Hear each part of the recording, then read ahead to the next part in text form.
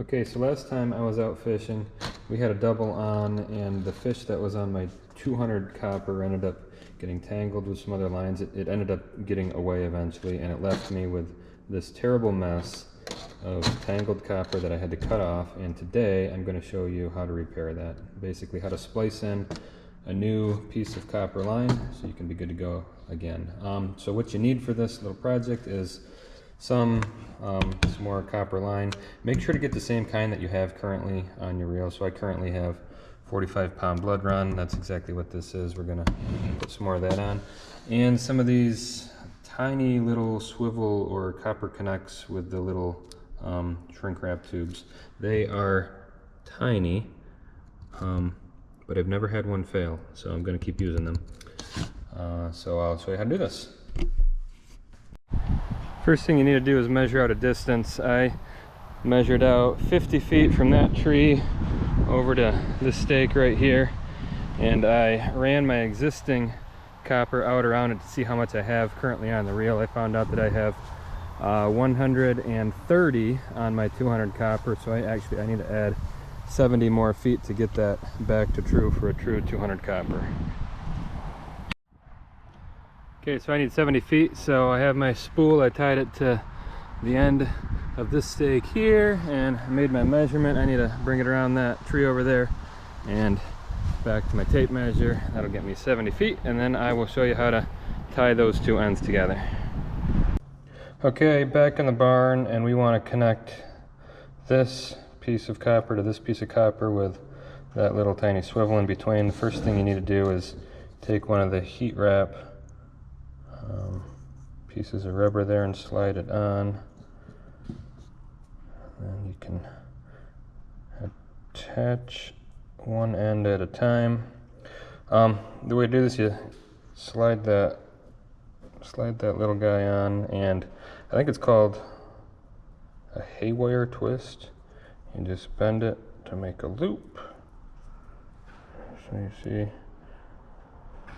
you've got that little swivel there. You make a loop, and you wrap this around. Try to make it tight, and you try to keep the tag end and the main end both kind of going in the same direction, so that they're both wrapping around each other, not just one wrapping around the other. And you twist it. 2, 3, 4, maybe 5 or 6 times.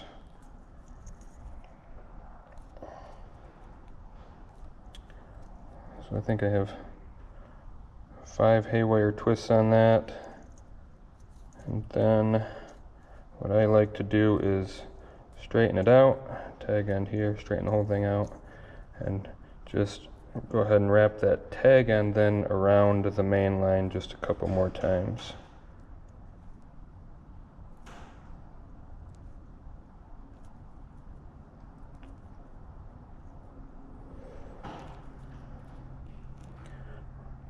Pull it just as tight as you possibly can, and then we will clip that little tag end off.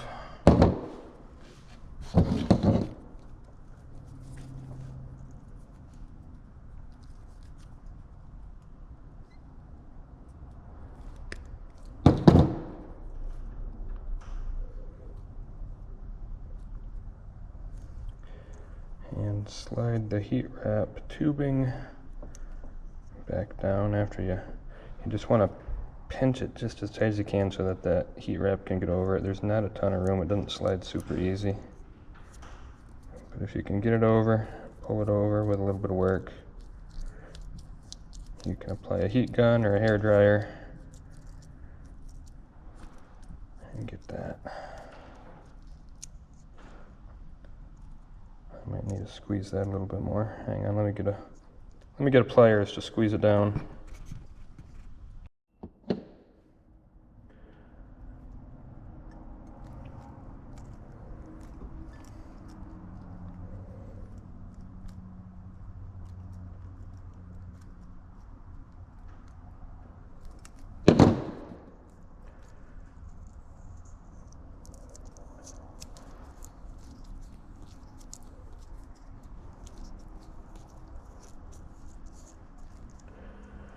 Good.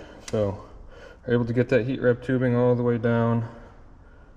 And now we do the exact same thing to the other end that we cut. Again, you need to remember, first slide that heat wrap tubing over it. Put it through, make a loop. And to do those haywire twists.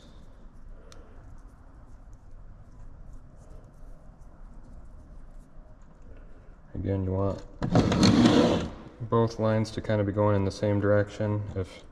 If one's like this and the other's 90 degrees to it, then it's not as strong of a connection. So you're trying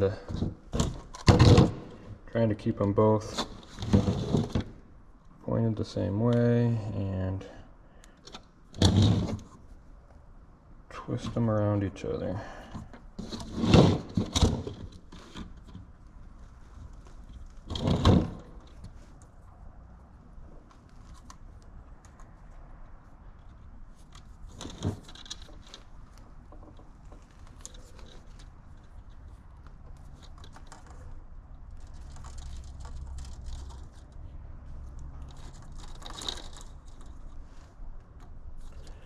And after you get 4 or 5 of those haywire twists, just like before, now we have that line, and you can wrap the tag end around itself a few more times.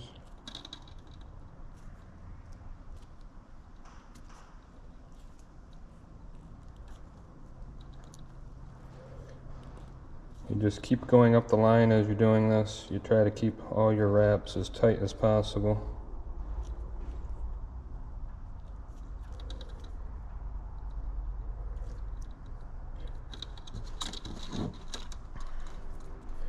Can't go much further than that because that's all the further that the heat wrap is going to cover. And again, cut the tag end off and cover it up with heat wrap, and you're good to go. Okay, for that heat wrap, tightening it down, I just use my wife's hair dryer. Gets the job done.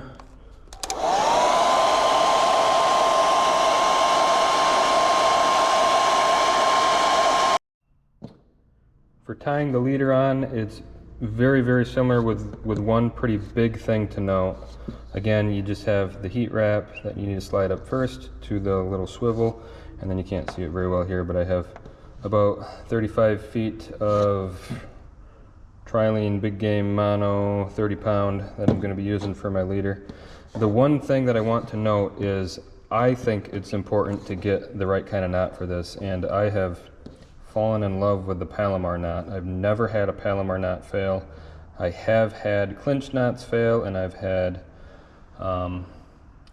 uni knots fail, but I've never had a failure with a Palomar knot. So in order to get that kind of knot, I need to be tying my leader on first. If you don't understand, look up a Palomar knot, you'll understand the idea. So you need to tie the leader on first, and then you can do the haywire twists and get the whole thing together.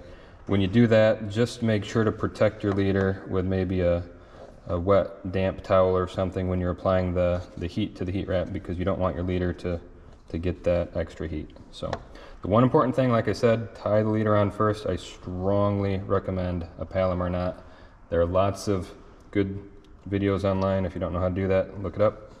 But that's all it takes.